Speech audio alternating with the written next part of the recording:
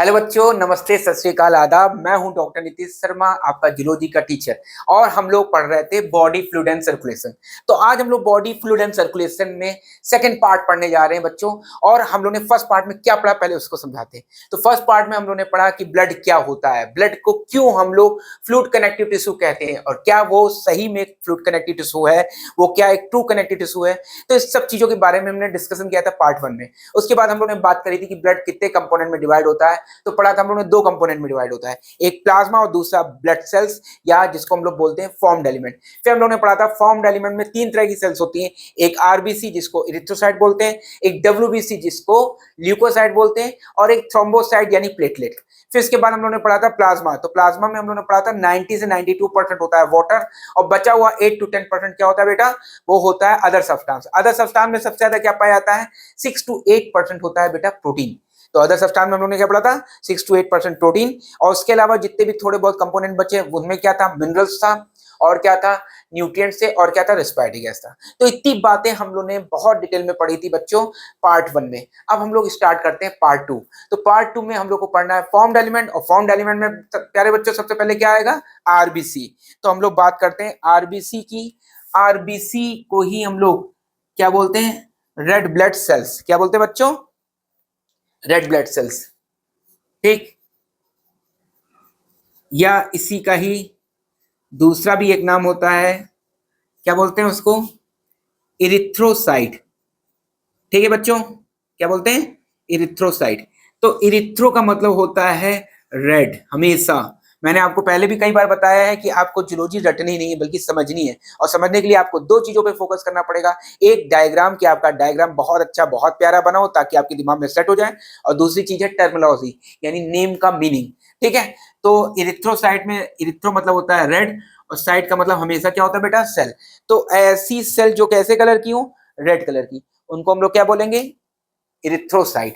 अब आगे बात करते हैं। तो आरबीसी में सबसे पहला जो पॉइंट है वो क्या आता है, इनके नंबर्स। ठीक है। तो ये कितने नंबर्स में होते हैं बेटा, अगर हम किसी एडल्ट पर्सन की बात करें तो इन एन एडल्ट पर्सन। अच्छा, आप मेरे साथ लिखते जरूर जाइएगा, जब आप लिखते हैं तो आपका दिमाग जो है ज्यादा तेजी से काम करता है। तो नंबर्स क्या है इन एडल्ट पर्सन में, एडल्ट पर्सन में बेटा इसके नंबर होते हैं 5 से लेकर 5.5 मिलियन। 5 से लेकर कितना, 5.5 मिलियन। कितने ब्लड में, पर मिलीमीटर क्यूब ब्लड। पर मिलीमीटर क्यूब ब्लड का मतलब क्या हो गया बेटा, कि आपने एक बॉक्स लिया, उस बॉक्स की लंबाई यानी लेंथ भी 1 मिलीमीटर, विद यानी चौड़ाई भी 1 मिलीमीटर, और हाइट यानी ऊंचाई भी 1 मिलीमीटर। तो आप अगर एक लंबाई, 1 मिलीमीटर लंबाई, 1 मिलीमीटर चौड़ाई और 1 मिलीमीटर ऊंचाई वाला कोई बॉक्स लें, और उसमें ब्लड को फिल करें पूरा अच्छे से, और ब्लड जब फिल हो जाए तो जितना बड़ा बॉक्स है उसके अंदर जितना ब्लड आया है, उस ब्लड के अंदर जब आप आरबीसी के नंबर देखेंगे तो आपको कितना मिलेगा, 5 से लेके 5.5 मिलियन पर millimetre of cube of blood. मेरी बात समझ में आ रही है। आपके पास जितना भी डेटा है, यानी जितनी भी blood cells, RBC, WBC, platelet, इन तीनों के ही नंबर हम हमेशा मिलीमीटर क्यूब ऑफ ब्लड में देखते हैं। यानी एक बॉक्स लेंगे, 1 मीटर लंबाई, 1 मिलीमीटर चौड़ाई और 1 मिलीमीटर ऊंचाई वाला, उसके अंदर ब्लड डालेंगे, और उस ब्लड में से उस ब्लड में जितना भी आरबीसी, डब्ल्यूबीसी या प्लेटलेट रहेगा, यही हमारा नंबर रहता है, जो कि हमारे अकॉर्डिंग टू एनसीईआरटी आपको याद रखना है। ठीक है बच्चों। तो हम लोगों ने सबसे पहला पॉइंट क्या पढ़ा, कि इसका नंबर कितना होता है। फिर हम लोगों ने पढ़ा कि ये बेटा रेड कलर की होती है। तो किस वजह से होती है रेड कलर की, क्योंकि इनके पास होता है रेड कलर का रेस्पिरेटरी पिगमेंट, जिसका नाम होता है हीमोग्लोबिन। ठीक है। तो इट इज रेड कलर्ड किस वजह से बेटा, ड्यू टू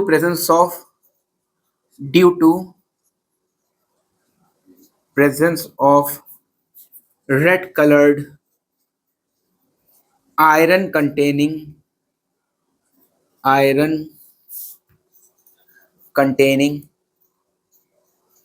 रेस्पिरेटरी पिगमेंट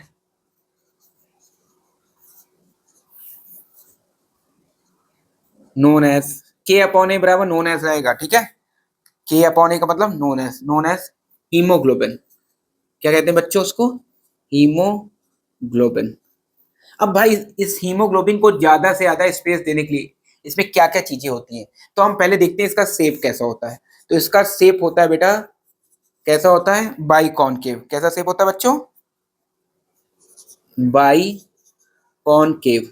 अब बाई कॉनकेव शेप कैसा दिखता है उसको देख लेते हैं। तो बाई कॉनकेव शेप ऐसा होता है देखने में। ये क्यों होता है ऐसा, तो बाई कॉनकेव शेप का क्यों रहता है, ताकि इट इंक्रीजेस सरफेस एरिया। जिससे क्या इंक्रीज हो जाए बेटा, इट इंक्रीजेस। तो आपसे पूछे कि आरबीसी हमारी बाई कॉनकेव क्यों रहती है, तो आप आंसर क्या दोगे, ताकि आरबीसी का सरफेस एरिया बढ़ जाए। और सरफेस एरिया क्यों बढ़ाना है, ताकि एक्सचेंज ऑफ रेस्पिरेटरी गैसेस आसानी से हो। तो it increases surface area of RBC, ठीक है। और ये क्यों सरफेस एरिया बढ़ा भैया, ताकि जो है आसानी से एक्सचेंज ऑफ गैस हो। सो एक्सचेंज ऑफ गैस, सुनिए, important for exchange of gas, important for exchange of gas, for exchange of gas. यानी जितना ज़्यादा सरफेस एरिया रहेगा उतना ज़्यादा गैस का एक्सचेंज इजी हो जाएगा, आराम आसानी से हो जाएगा, ठीक है। फिर शेप के बाद बेटा आते हैं हम लोग कि ये इनमें न्यूक्लियस होता है या नहीं होता है। तो न्यूक्लियस इनमें क्या होता है बेटा, एब्सेंट होता है, ठीक है, एब्सेंट। और जब न्यूक्लियस एब्सेंट होता है so it is known as enucleated, के अपॉन ए मतलब नोन एज ई न्यूक्लिएटेड। मेरे साथ साथ लिखते चलना, जहां ना सन मैं वहां पूछ लेना, ठीक है। तो ई न्यूक्लिएटेड का मतलब क्या होता है, ई मतलब एब्सेंट, यहाँ पे ई का मतलब क्या है, एब्सेंट, और न्यूक्लिएटेड मतलब न्यूक्लियस। तो न्यूक्लियस का एब्सेंट होना ही क्या कहलाता है, ई न्यूक्लिएटेड। तो आरबीसी में न्यूक्लियस नहीं रहता है, तो हमारी आरबीसी कैसी बेटा नेचर की है, ई न्यूक्लिएटेड। क्यों रहती है, ऐसा क्यों होता है, to provide more space to the haemoglobin, ताकि हीमोग्लोबिन ज्यादा से ज्यादा आ पाए। To provide more space to haemoglobin, ठीक है बच्चों। तो हीमोग्लोबिन को ज्यादा से ज्यादा स्पेस मिले, इसी वजह से हमारी आरबीसी में क्या चीज नहीं रहती है, न्यूक्लियस, ठीक है। तो ऊपर वाली बात लिख ली आपने सब, ठीक है। तो आरबीसी के नंबर कितने हो गए बेटा, 5 से लेके 5.5 मिलियन पर millimetre cube of blood. Red colour की क्यों है, क्योंकि इसके अंदर एक रेस्पिरेटरी पिगमेंट होता है, नाम क्या है, हीमोग्लोबिन। शेप कैसा है, बाई के कॉनकेव, ताकि सरफेस एरिया बढ़ जाए। और न्यूक्लियस क्या होता है, एब्सेंट, ताकि हीमोग्लोबिन ज्यादा से ज्यादा अमाउंट में उसके पास आ पाए, ठीक। इतनी बात नोट कर ली होगी आपने। अब आगे चलते हैं इसमें, देखिए इसके बाद। अब बच्चों ये जो न्यूक्लियस हो गया, ये हीमोग्लोबिन हो गया। इसके बाद जो है बच्चों, देखिए इनके पास सेल ऑर्गेनल्स भी नहीं होते हैं। और सेल ऑर्गेनल्स में कौन कौन से सेल ऑर्गेनल, जैसे माइटोकॉन्ड्रिया, जैसे गोल्जी बॉडी। तो cell organelles like mitochondria, Golgi body etcetera absent. So more space is present in RBC for haemoglobin. तो देखिए सारा काम यहाँ पे किससे वजह से हो रहा है, हीमोग्लोबिन की वजह से। क्योंकि आरबीसी का मेन काम क्या होता है बेटा, आरबीसी का मेन काम होता है transportation and exchange of respiratory gases like oxygen and carbon dioxide. तो वो जितना ज्यादा अपने अंदर स्पेस रखेगी, भाई आपके पास जितनी भी पॉकेट्स रहेंगी, जितना ज्यादा खाली रहेंगी, उतना ज्यादा आप सामान कोई इंपॉर्टेंट रख पाओगे। ऐसे हीमोग्लोबिन के अंदर भी है, तो सॉरी हीमोग्लोबिन के आरबीसी के अंदर भी है। तो आरबीसी उतना ही ज्यादा हीमोग्लोबिन रख पाएगी जितना वो अपने अंदर कम सब्सटेंस रखेगी और कम स्ट्रक्चर रखेगी, जैसे न्यूक्लियस, जैसे माइटोकॉन्ड्रिया, जैसे गोल्जी बॉडी, जैसे अदर सेल ऑर्गन्स। तो इसके पास सेल ऑर्गन मोस्टली एब्सेंट होते हैं आरबीसी के पास, और न्यूक्लियस भी एब्सेंट होता है। तो आपसे कोई पूछे कि ऐसा क्यों होता है, सेल ऑर्गनल भी एब्सेंट है, न्यूक्लियस भी एब्सेंट, तो ऐसा क्यों हो रहा है, ताकि वो ज्यादा से ज्यादा क्या कंटेंट कर सके, हीमोग्लोबिन। और हीमोग्लोबिन ज्यादा से ज्यादा कंटेंट रखेगी तो उतना ही ज्यादा वो ट्रांसपोर्ट कर पाएगी ऑक्सीजन एंड कार्बन डाइऑक्साइड को।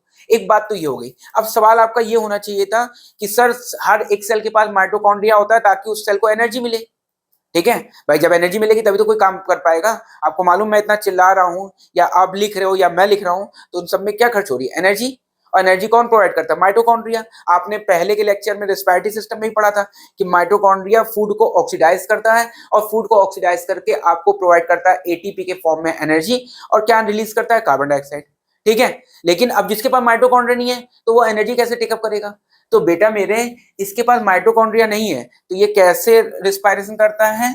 एनारोबिक। तो इन आरबीसी एनारोबिक रेस्पिरेशन प्रेजेंट। कैसा? Anaerobic respiration present. ठीक है, due to absence of mitochondria, क्योंकि इसमें माइटोकॉन्ड्रिया नहीं रहता है। जिन भी सेल्स में माइटोकॉन्ड्रिया नहीं रहेगा उनमें, या फिर माइटोकॉन्ड्रिया प्रॉपरली वर्क नहीं करेगा या ऑक्सीजन सप्लाई कम हो जाएगी, उन सब के अंदर कैसा रेस्पिरेशन हो जाता है? एनारोबिक। लेकिन इन जनरल हमारी बॉडी में कैसा रेस्पिरेशन पाया जाता है? एरोबिक, क्योंकि सभी सेल्स के पास क्या होता है? माइटोकॉन्ड्रिया होता है। सब लोग ऑक्सीजन को यूज करके फूड को जलाती हैं और क्या बनाती हैं? वो बनाती है बेटा एनर्जी। ठीक, अब इसके पास माइटोकॉन्ड्रिया नहीं है तो आपका क्वेश्चन होना चाहिए था कि माइटोकॉन्ड्रिया नहीं है तो एनर्जी तो बहुत कम मिल रही होगी इसको। हाँ, तो बिल्कुल सही बात है भाई, ज्यादा एनर्जी क्यों चाहिए, है ना? मान लीजिए आरबीसी, मान लीजिए क्या आरबीसी के पास ऑक्सीजन भी रहता है और ब्लड के अंदर ग्लूकोज भी रहता है, तो वो दोनों चीजें लेकर आरबीसी खुद के लिए एनर्जी ज्यादा क्रिएट कर लेगी, तो दूसरी सेल्स को एनर्जी दे ही नहीं पाएगी। ऐसे मान के चलिए कि जैसे मैंने आप लोगों को, मान लीजिए आप में से किसी बच्चे को मैंने रसगुल्ला लेने के लिए भेजा, वो रसगुल्ला लेने गया मार्केट से। ठीक है, मैंने कहा 10 रसगुल्ले ले आना भाई। वो 1 किलोमीटर दूर गया, रसगुल्ला लिया 10 और वापस लौट के आया तो उसको खुद भी कमजोरी लगने लगी, एनर्जी की जरूरत पड़ी, उसने 5 रसगुल्ले खा लिए। मेरे पास कितने पहुंचे? 5। यानी मेरे पास एनर्जी आते आते, मेरे पास जो एनर्जी का सोर्स आते आते कम हो गया। ठीक है, तो इसका मतलब आप ऐसे कंपेयर करो कि वो बच्चा क्या है? वो एक सेल है, उसका माउथ एक माइटोकॉन्ड्रिया है। ठीक, वो रसगुल्ले खाता जा रहा है। ठीक है, तो यानी रिस्पायरेशन कैसा कर रहा है? Aerobic respiration. तो एरोबिक रिस्पायरेशन में फूड यूटिलाइज ज्यादा होता है, ऑक्सीजन यूटिलाइजेशन ज्यादा होता है। ठीक, तो अब मेरे पास, यानी मैं एक नॉर्मल सेल हूं, मेरे पास तो कम एनर्जी पहुंची। ठीक, तो हमने क्या किया? एक दूसरे बच्चे को बुलाया, यानी दूसरी सेल को हमने क्या किया? हमने उसके मुंह पे लगा दिया टेप। टेप लगाने के बाद उसको कहा कि भाई तुम जाओ मेरे लिए रसगुल्ले लेकर आओ। तो अब एनर्जी तो उसको भी चाहिए, मार थोड़ी ना देना है किसी को। ठीक है, तो जब वो टेप लगा दिया, लेकिन उस टेप के बीच में एक होल करके स्ट्रॉ डाल दिया। ठीक है, स्ट्रॉ डाला, पाइप डाला, जिसका पाइप का दूसरा मुंह, दूसरा जो एंड था वो हमने चाशनी में डाल दिया रसगुल्ले की। तो वो थोड़ी बहुत चाशनी पी लेगा लेकिन रसगुल्ला नहीं खा पाएगा। ठीक है, मेरी बात समझ में आ रही है आपको? यहाँ पे यही इंपॉर्टेंस है कि जिसके मुंह पे टेप नहीं लगा था वो रसगुल्ला मेरा खा लिया, यानी वो कैसा रेस्पिरेशन कर रहा था? एरोबिक। ज्यादा ऑक्सीजन भी यूटिलाइज कर रहा था, ज्यादा ग्लूकोज भी। और जिसके ऊपर मैंने टेप लगा दिया, ऐसा नहीं कि वो ग्लूकोज नहीं खा रहा है, लेकिन वो कम खा रहा है, वो चाशनी ही पी पाएगा, रसगुल्ला नहीं खा पाएगा। ठीक है, तो ज्यादा, अब वो जब 10 रसगुल्ले मेरे पास पूरे लेकर आएगा तो यानी सेल तक पूरी एनर्जी पहुंचेगी। मेरी बात समझ में आ रही है आपको? ठीक है बेटा, तो आप ऐसे समझ के चलना कि आरबीसी के मुंह पे टेप लगा दिया गया है, तो जिसकी वजह से वो कम ग्लूकोज और कम ऑक्सीजन लेगा और कैसा रेस्पिरेशन करेगा? एनारोबिक। ठीक है बच्चों, अब नेक्स्ट आते हैं, एनारोबिक रेस्पिरेशन करता है। तो इतनी बातें हो गई किससे रिलेटेड? आरबीसी के इस पॉइंट से। यहां तक नोट कर लो, फिर आगे बताते हैं तुम लोग को। ठीक है, अब बात करते हैं कि ये बनता कहां पर है। तो आरबीसी का production production of RBC known as के अपॉन ए नोन एज है, ठीक है ना, इरिथ्रोपोइसिस। क्या बोलते हैं बेटा इसको? इरिथ्रोपोइसिस। इरिथ्रोपोइसिस। अब बात ध्यान दीजिएगा, जैसा कि मैं आपको हमेशा बोलता रहता हूं बेटा कि आपको जब भी जूलॉजी पढ़नी है तो आपको दो चीजों पे फोकस करना है। एक है टर्मिनोलॉजी, यानी नाम का मतलब, और दूसरा क्या है बच्चों? दूसरा है डायग्राम। ठीक है, तो इस टर्म का मतलब क्या है? तो इरिथ्रो का मतलब है इरिथ्रोसाइट, यानी आरबीसी। ठीक है, अभी आपने पढ़ा था कि आरबीसी का दूसरा नाम क्या होता है? इरिथ्रोसाइट। और पोएसिस का मतलब होता है प्रोडक्शन। तो आरबीसी का प्रोडक्शन यानी इरिथ्रोपोएसिस। ठीक है बेटा, अब दूसरी चीज, तो जो ऑर्गन इसको बनाते हैं उसको बोलते हैं इरिथ्रोपोएटिक ऑर्गन। ठीक, तो दूसरा पॉइंट क्या हो जाएगा? Organ which produces RBC known as erythropoietic organ. Erythropoietic organ. ठीक बच्चों, अब आगे देखते हैं इरिथ्रोपोइटिक ऑर्गन। अब हम लोग एक चार्ट बना लेते हैं, ठीक है। ए को लिखते हैं इरिथ्रोपोइटिक ऑर्गन,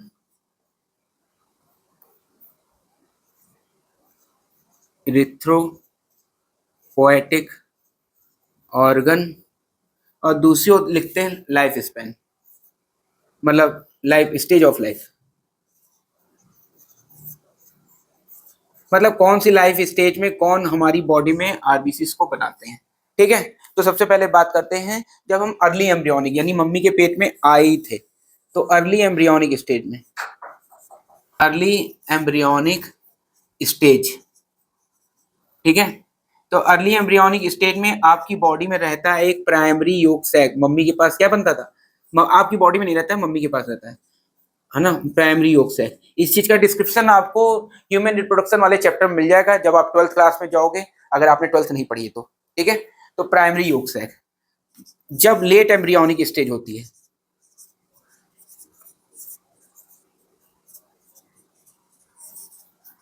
उसमें कौन बनाता है, लीवर एंड स्प्लिन। और आफ्टर दैट फीटल स्टेज में, फीटल स्टेज से लेकर यानी जब रेड बोन मैरो बन जाती है, कब तक, टिल डेथ, जब तक आदमी मर ना जाए तब तक उसको कौन बनाता है, red bone marrow. Red bone marrow कहाँ होती, किससे बनती, इसका डिस्क्रिप्शन मैंने एनिमल टिश्यू चैप्टर में बोल रखा है, ठीक है। तो आप एनिमल टिश्यू चैप्टर को एक बार देख लेना अगर आपको रेड बोन मैरो के बारे में समझना है तो, ठीक है। देखिए जूलॉजी के सारे चैप्टर जो होते हैं वो एक दूसरे से कोरिलेटेड होते हैं, बस आप कोरिलेट कर पाओ तो अच्छी बात है, नोट कर लो पहले इसको, ठीक। ये तो हो गया कि जो ऑर्गन इसको आरबीसी को बना रहे थे। अब नेक्स्ट थिंग आते हैं, जब आरबीसी मर जाती है, ठीक है बच्चों, कितने दिन बाद, आफ्टर 120 डेज बाद, तब क्या उसका आरबीसी का होता है, तो डेड आरबीसी जो होती है वो ब्लड के अंदर जब पड़ी रहती है, तो हमारी बॉडी में एक स्ट्रक्चर होता है स्प्लिन, वो उसको क्या करता है, ब्लड से फिल्टर करता रहता है। यानी सारी डेड आरबीसी कहाँ इकट्ठा हो जाती है, वो हो जाती है स्प्लिन में इकट्ठा। इसीलिए जब डेड आरबीसी सारी स्प्लिन में इकट्ठा हो रही है तो स्प्लिन को बोलते हैं ग्रेवयार्ड ऑफ आरबीसी, यानी कब्रिस्तान, ठीक है ना। तो यहाँ पे मैं वही पॉइंट लिख रहा हूँ, साथ साथ नोट करते हैं ना, फिर से मैं बोल रहा हूँ, अगर आप नोट नहीं करोगे तो आपको चीजें समझ में कम आएंगी, आपको याद कम रहेगा, आपको रिटेन कम रहेगा। भाई जब हम लिखते हैं ना तो हमारी बॉडी के 3 जो पार्ट, और साथ साथ सुन भी रहे हैं आप और देख भी रहे हैं, तो टोटल 5 सेंसरी ऑर्गन आपके काम कर रहे हैं। एक हाथ चलाने वाला यानी वॉलेंट्री मसल, ठीक है, और मोटर मसल यानी मोटर न्यूरॉन और सेंसरी न्यूरॉन ब्रेन से कनेक्टेड, ठीक है। दूसरा विजुअलाइजेशन हो रहा है एक उसी चीज का, तीसरा सुनाई दे रहा है, ठीक है। और चौथा जो है, आप उसको जब लिख रहे हो ना तो आपके वॉलेंट्री मसल की सेंसरी और मोटर न्यूरॉन दोनों काम कर रहे हैं। कुल मिला के 5 स्ट्रक्चर ऐसे होते हैं जो काम करते रहते हैं, जिसकी वजह से आपको ज्यादा से ज्यादा याद रहेगा, ठीक। और जब आप नहीं लिखोगे तो केवल आप देख रहे हो और सुन रहे हो, तो 2 ही सेंसरी ऑर्गन काम करेंगे, ठीक है बेटा। तो डेड आरबीसी जो होती है, dead RBC filter filter by spleen, so spleen known as, क्या चीज बोलते हैं बेटा, ग्रेवयार्ड ऑफ आरबीसी। क्या बोलते हैं, ग्रेवयार्ड। ग्रेवयार्ड का मतलब होता है कब्रिस्तान, ग्रेवयार्ड ऑफ आरबीसी। इसको बोलते हैं स्प्लिन को, तो spleen known as the graveyard of RBC, क्योंकि वो क्या करता है, डेड आरबीसी को फिल्टर कर लेता है, ठीक है। ये लिख लो, फिर 2 पॉइंट और बताएंगे, फिर ये हो जाएगा किसके बारे में कंप्लीट बात। चलो ऊपर वाली लाइनें तो लिखी ली होंगी तुमने, ठीक, मैं इसको हटा रहा हूं।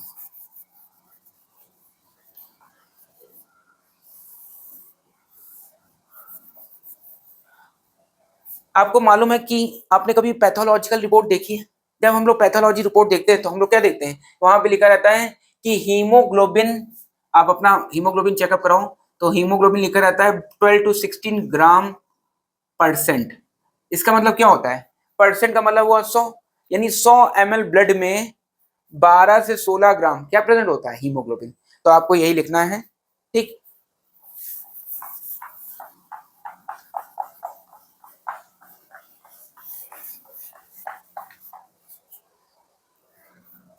तो आपको यही चीज लिखनी है, मैं लिखने आ रहा हूं यहीं पर, ठीक है। तो 12 to 16 gram haemoglobin present in 100 ml blood. ठीक बेटा, देखिए 100 ml में कितना है, 12 से 16 ग्राम। ठीक, तो हम बाद में एवरेज इसका निकालेंगे। जब आप उसको, आपको अगर ज्यादा अच्छे से समझना है इस बात को, तो आप रिस्पायरेशन वाला चैप्टर देखिएगा। तो ऐसे ध्यान रखिए कि 12 से 16 ग्राम हीमोग्लोबिन जो होता है वो कहाँ प्रेजेंट होता है हमारे, वो हमारे प्रेजेंट होता है 100 ml ब्लड में। ठीक है, अब इसका फंक्शन लिख लेते हैं। तो फंक्शन क्या बेटा इसका मेन, तो क्योंकि इसमें हीमोग्लोबिन रिस्पायरेटरी पिगमेंट मेनली पाया जाता है, तो इसलिए इसका फंक्शन मेनली क्या है बेटा, इसका फंक्शन होता है ट्रांसपोर्ट ऑफ रेस्पिरेटरी गैसेस।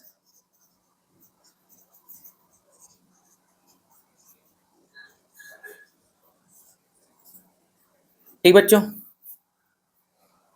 ठीक। अब एक और चीज देख लेते हैं। मान लीजिए कोई आरबीसी है, ये नोट करके लिख लेना, एक्स्ट्रा पॉइंट है ये एनसीईआरटी से बियॉन्ड है, कभी कभी पूछ लिया जाता है। तो किसी एडल्ट पर्सन में एक आरबीसी से कितनी पॉलीपेप्टाइड चेन जुड़ी होती है, तो in adult person 4 polypeptide chain. Polypeptide का मतलब क्या होता है, ऐसी चेन जिसमें खूब सारे अमीनो एसिड्स हों। ठीक है, और कितनी है ये, 4 पॉलीपेप्टाइड चेन कनेक्ट विद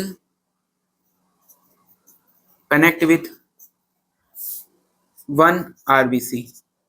ठीक है, तो इसको अगर हम डायग्रामेटिकली देखें तो ऐसे, मान लीजिए ये आरबीसी है, तो इससे कितनी, 2 अल्फा और 2 बीटा, या फिर और 2 अल्फा और 2 डेल्टा। तो एडल्ट पर्सन में 4 पॉलीपेप्टाइड चेन होती हैं। पॉलीपेप्टाइड चेन वो चेन होती हैं जिसमें खूब सारे अमीनो एसिड्स होते हैं। तो 4 में 2 अल्फा होती हैं और 2 बीटा होती हैं, या 2 अल्फा होती हैं और 2 डेल्टा होती है। ठीक है, लेकिन अगर यही बात करते हैं हम लोग बच्चे की, एन एम्ब्रियोनिक स्टेज, मतलब बच्चे का मतलब ये नहीं कि पैदा होके आ गया है, एम्ब्रियोनिक स्टेज में। ठीक है, तब क्या होता है भाई, तो in embryonic stage 1 RBC connect with 2 alpha and 2 gamma polypeptide chain. ठीक है बच्चों, ऐसा क्यों होता है, उसका रीजन है। ठीक, तो पहले हम लोग इस बात को लिख लेते हैं। तो ऐसा इसलिए होता है, डायग्राम से बना लेते हैं, 2 अल्फा और 2 गामा। ठीक, ऐसा इसलिए होता है बच्चों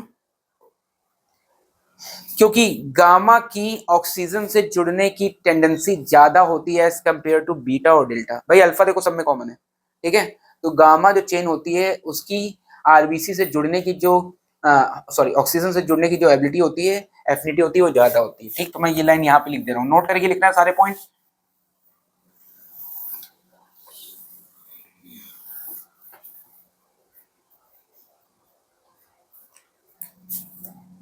because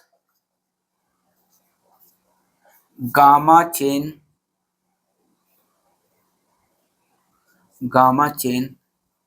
has more affinity to bind with oxygen as compared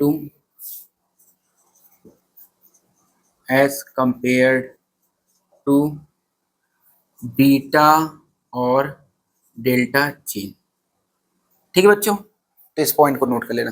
तो ये सारी बातें किससे रिलेटेड हो गई, आरबीसी के बारे में। तो हम लोगों ने आरबीसी के बारे में क्या क्या पढ़ा कि आरबीसी का जो नंबर होता है वो 5 से लेके 5.5 मिलियन। फिर दूसरा ये किसमें था, एडल्ट पर्सन में। फिर दूसरी बात हम लोगों ने क्या पढ़ी बेटा, इसका लाइफ स्पैन 120 डेज। 120 डेज के बाद क्या होता है, 120 डेज के बाद ये मर जाती हैं, और जो डेड आरबीसी होती हैं उनको फिल्टर कर लेता है हमारी बॉडी का एक ऑर्गन जिसका नाम क्या था, स्प्लेन। Very good. ठीक है, तो इसीलिए स्प्लेन को हम लोग क्या बोलते हैं, ग्रेवयार्ड ऑफ आरबीसी। फिर हम लोगों ने पढ़ा था कि आरबीसी में न्यूक्लियस और दूसरे सेल ऑर्गेनल्स नहीं होते हैं। दूसरे सेल ऑर्गेनल्स में मेनली हम लोगों ने क्या पढ़ा था कि माइटोकॉन्ड्रिया नहीं होता है, ठीक है। तो न्यूक्लियस और दूसरे सारे ऑर्गेनल्स क्यों नहीं होते हैं? ताकि आरबीसी में ज्यादा से ज्यादा हीमोग्लोबिन रहे, और हीमोग्लोबिन का काम क्या होता है? हमारे भाई रिस्पिरेटरी सिस्टम में पार्टिसिपेट करना, इसका मतलब transport of oxygen and carbon dioxide. फिर हम लोग ने पढ़ा था कि माइटोकॉन्ड्रिया नहीं है तो आरबीसी सांस कैसे लेगा, मतलब खाना कैसे खाएगा, एनर्जी कैसे लेगा? तो वो एनारोबिक रेस्पिरेशन करता है। एनारोबिक रेस्पिरेशन वो रेस्पिरेशन होता है जिसमें ऑक्सीजन की रिक्वायरमेंट नहीं होती है और ग्लूकोज का अमाउंट भी कम यूटिलाइज होता है, ठीक है। फिर उसके बाद हम लोगों ने पढ़ा था कि आरबीसी बनता है तो वो उस बनने को क्या बोलते हैं? इरिथ्रोपोइसिस। फिर जो आरबीसी को बनाता है उसको क्या बोलते हैं बेटा? इरिथ्रोपोइटिक ऑर्गन। फिर इसके बाद हम लोगों ने पढ़ा कि इरिथ्रोपोइटिक ऑर्गन कौन कौन से हैं, तो हम लोगों ने पढ़ा primary yolk sac, liver, spleen and red bone marrow. फिर इसके बाद हम लोगों ने पढ़ा कि किसी आरबीसी में कितना हीमोग्लोबिन प्रेजेंट होता है, तो हम लोगों ने पढ़ा कि 100 ml में जितनी भी आरबीसी होगी वो 12 से 16 ग्राम यानी 12 to 16 ग्राम जो है वो क्या रखेगी? हीमोग्लोबिन। फिर हमने पढ़ा कि एक आरबीसी से कितनी पॉलीपेप्टाइड चेन जुड़ी होती है, तो चार पॉलीपेप्टाइड चेन में एडल्ट के पास कौन कौन सी होती है? 2 अल्फा 2 बीटा या 2 अल्फा या 2 डेल्टा। जबकि जो बच्चा रहेगा एम्ब्रियोनिक स्टेट में कब रहेगी? बच्चे का मतलब एम्ब्रियोनिक स्टेट में, उसमें रहती है 2 अल्फा और 2 गामा। ऐसा क्यों होता है? क्योंकि गामा की ऑक्सीजन से जुड़ने की जो टेंडेंसी होती है वो ज्यादा होती है as compare to the beta और डेल्टा। तो ये सारी बातें हो गई आरबीसी की। अब हम लोग दूसरा टॉपिक स्टार्ट करते हैं, डब्ल्यूबीसी। नोट कर लो पहले इतना।